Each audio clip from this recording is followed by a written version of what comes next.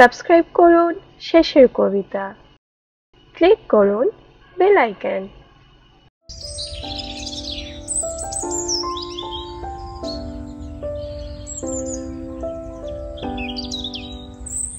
খবরদার বলছি, একদম আমার সিন্দুকের দিকে তাকাবে না।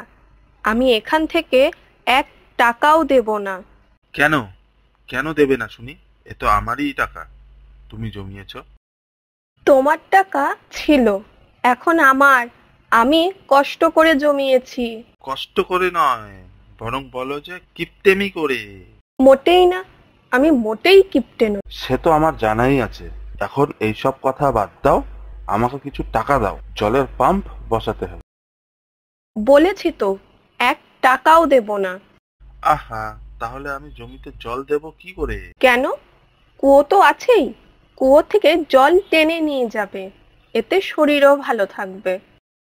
এই গরমে কুয়ো থেকে জল টানলে অসুস্থ হয়ে পড়বো। আর এত জল কি কুয়ো থেকে টানা সম্ভব? কেন কেন সম্ভব নয় শুনি?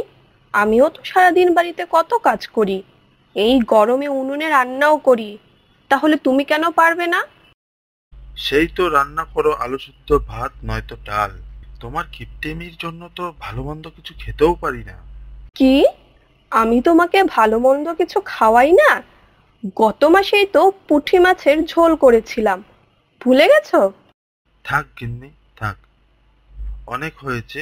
এবার আমাকে টাকাটা দাও। বললাম তো না। এমন করো না বউ, টাকাটা যে বড্ড দরকার। না বলেছি তো, আমি টাকা দেব না। গিন্নি, আবারও বলছি, টাকাটা দাও। না। ঠিক আছে, চললাম আমি। কোথায় যাচ্ছো? যেদিকে দু চোখ যায় চলে যাব।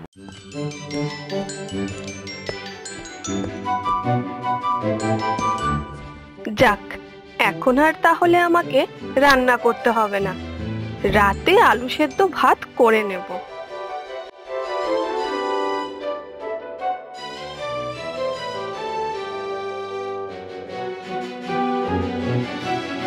কি ব্যাপার, আজ তোমাকে এমন দেখাচ্ছে কেন? কি আর বলবো, জলের একটা পাম্প বসানো দরকার, কিন্তু বউয়ের জন্য সেটাও পারছি না। কেন, বৌদি আবার কি করলো? আর কি কিপটেমি, টাকা চাইতে গেলাম, দিল না। তুমি হাসছো, এদিকে বউয়ের কিপটেমির জ্বালায় আমি আর পারছি না। বলছি রাগ না করে বৌদিকে একটু বোঝাও। সে কি আর করিনি, কিন্তু বুঝলে তো। বুঝেছি। কি বুঝেছো? বৌদিকে অন্যভাবে বোঝাতে হবে। অন্যভাবে মানে ঠিক বুঝলাম না।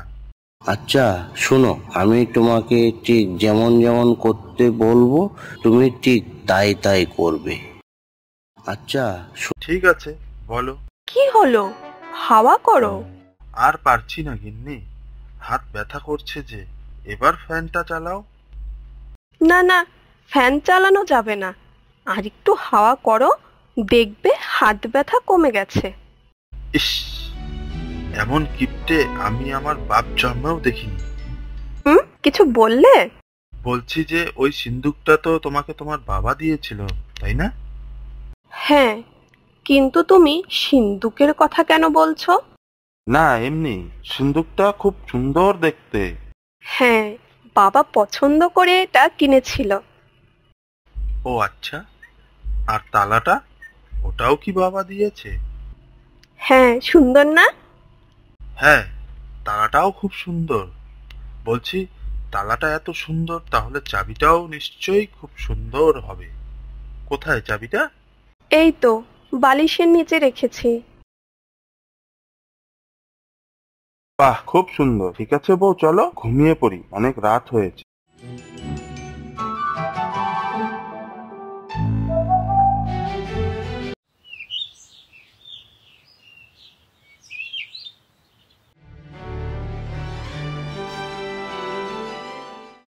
এ কি, আমার সিন্দুক খোলা কেন?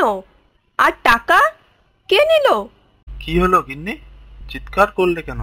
কি হয়েছে? সর্বনাশ হয়ে গেছে। আরে বাবা, কি সর্বনাশ হয়েছে সেটা তো বলবে। আমার সিন্দুকে 1 টাকাও নেই।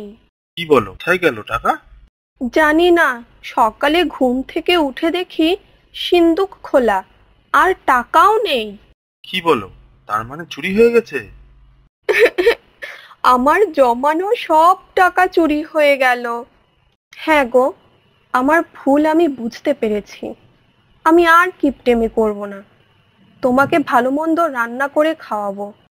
ঠিক আছে গিন্নি, এখন চুপ করো, আর কান্নাকাটি করো না। বলছি যে গিন্নি, তোমাকে একটা কথা বলি। হ্যাঁ বলো। আসলে তোমার টাকা চুরি হয়নি, আমি সরিয়ে রেখেছি। বউ ঘুমিয়ে পড়েছে, যাই, সুবীর যেমন যেমন বলেছিল করে নি।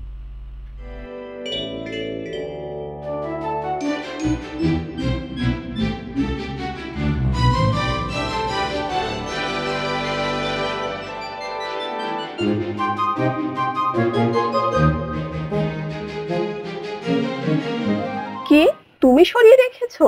কিন্তু কেন?